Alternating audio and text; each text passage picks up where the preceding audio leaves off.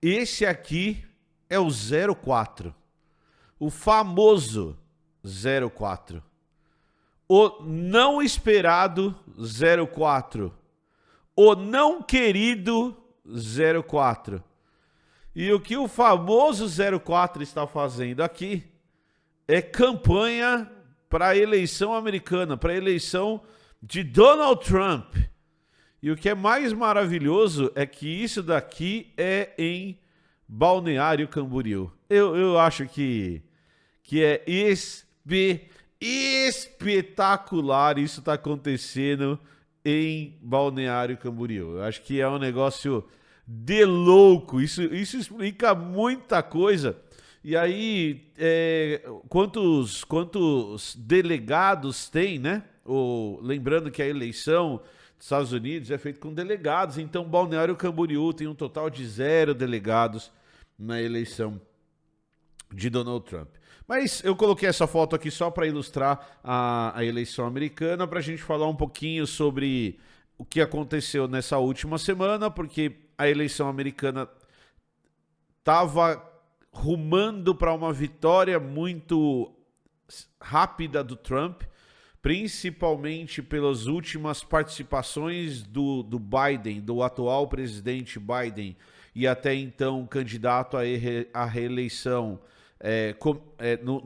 nas entrevistas e nos debates. Então, toda a discussão se ele deveria continuar na corrida eleitoral ou não, ela começou quando ele participa de um debate em que ele perdeu muito feio para o Trump, principalmente porque as pessoas começaram a questionar as faculdades mentais dele pela dificuldade que ele já tinha nativamente de fala, mas que foi um pouco pior, pelas confusões que ele fez, pelas trocas de nomes que ele fez no próprio debate. Daí depois ele faz uma entrevista para tentar remediar isso. Essa entrevista melhora um pouquinho a imagem dele, mas mesmo na entrevista dá a impressão de que ele talvez não aguentasse, pelo menos, e essa é a impressão, é irrelevante à realidade, dá a impressão de que ele não aguentaria mais 4 anos como presidente.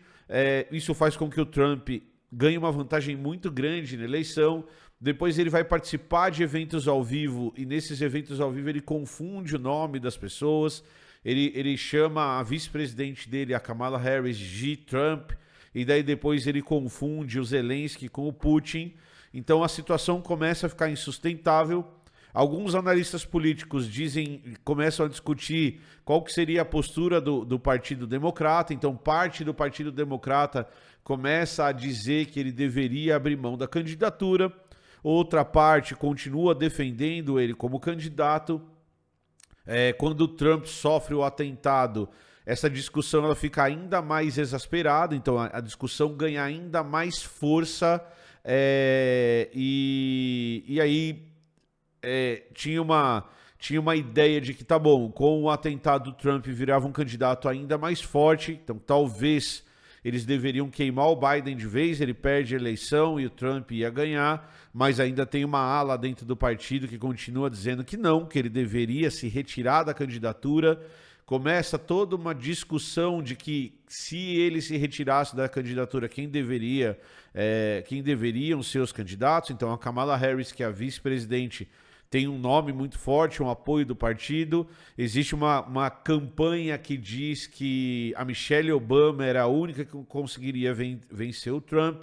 Começa a se ventilar o nome da Michelle Obama como possível candidata à presidência da República. Ela prontamente diz que não é candidata, que não iria lutar por essa vaga nesse momento, e no futuro ela não queria se comprometer.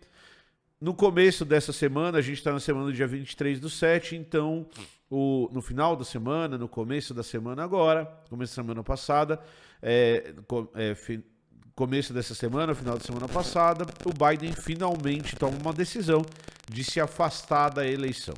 Então, na hora que o Biden toma essa decisão, o Partido Democrata fica numa situação complicada, porque eles precisam escolher um novo candidato. A gente precisa lembrar que a escolha dos candidatos à presidência pelos dois grandes partidos americanos, os republicanos e os democratas, acontece por convenções. Então você tem delegados que demonstram apoio a esses candidatos. Eles tinham demonstrado apoio ao Biden e agora os democratas precisam de um candidato, precisam determinar um candidato, e o quanto mais rápido isso acontecer será melhor. No dia de hoje, a Kamala Harris... sai a notícia de que a Kamala Harris tem a quantidade de delegados suficiente para ser a candidata dos democratas.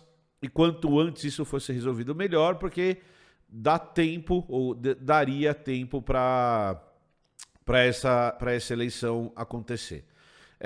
A gente precisa lembrar que a Kamala Harris é uma mulher preta, então seria a primeira vez que um presidente, uma presidenta americana seria eleita, uma mulher seria eleita, e a segunda vez que uma pessoa preta seria eleita, caso a Kamala Harris ganhasse, tá?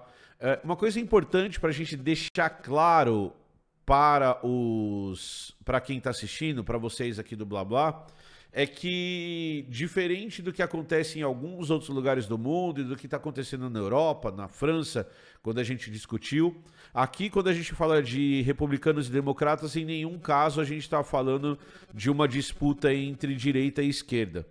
Então a gente está falando de uma disputa entre direita e direita.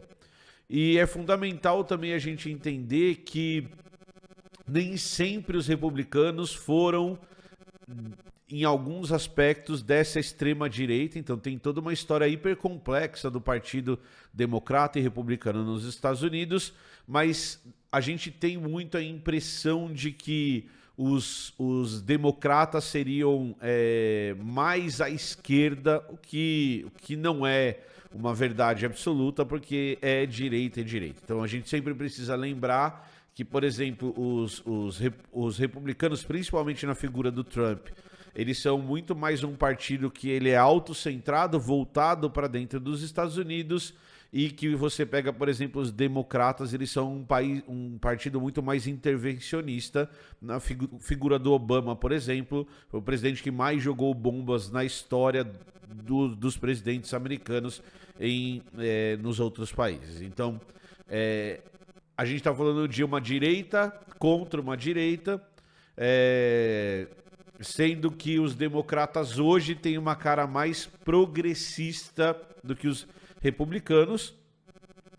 Isso em definições gerais, existem republicanos mais progressistas, existem democratas menos progressistas. Então, o que a gente precisa entender é que tem um efeito no mundo. Então, uma coisa que o Pirula fala e que se discute é a guerra na Ucrânia, por exemplo. Se entrar o Trump, vai ter uma outra postura. A gente precisa lembrar que existe uma certa proximidade, por exemplo, entre o Trump e o Putin. Então, que isso tem efeitos gerais grandes. E a gente precisa lembrar também que o Trump é um candidato de extrema-direita, o Trump é um candidato xenofóbico, o Trump é um candidato homofóbico, o Trump é um candidato transfóbico. Então, dentro de um contexto geral, a eleição da Kamala é uma eleição que, para minorias nos Estados Unidos, faz mais sentido. É uma eleição que, para o avanço da extrema-direita no mundo, é importante, porque se o Trump ganhar, isso representa uma sustentação para o crescimento da extrema-direita em outros lugares do mundo, inclusive no Brasil. Não é à toa que o 04 está falando do Trump, não é à toa que o Bolsonaro defende o Trump, não é à toa que a eleição do Trump interessa a um certo grupo de pessoas, mas a gente sempre precisa lembrar que é direita e direita. Talvez hoje extrema-direita e direita. Então, que não existe nenhuma perspectiva da eleição de um governo mais à esquerda. Tá bom? Era isso que eu tinha para falar no vídeo de hoje. Eu espero que você tenha gostado. Deixa o seu comentário aqui embaixo. Não esquece de deixar o seu like. E, principalmente, se você gosta do nosso conteúdo, entra lá no Catarse do Blá Blá. catarse.me/blablajude. Com um E no final. Se você gosta do que a gente faz, nos apoie lá. É o apoio de vocês, é os R$5 que vocês mandam pra gente que fazem a diferença na nossa produção do conteúdo, certo? Até a próxima, tchau!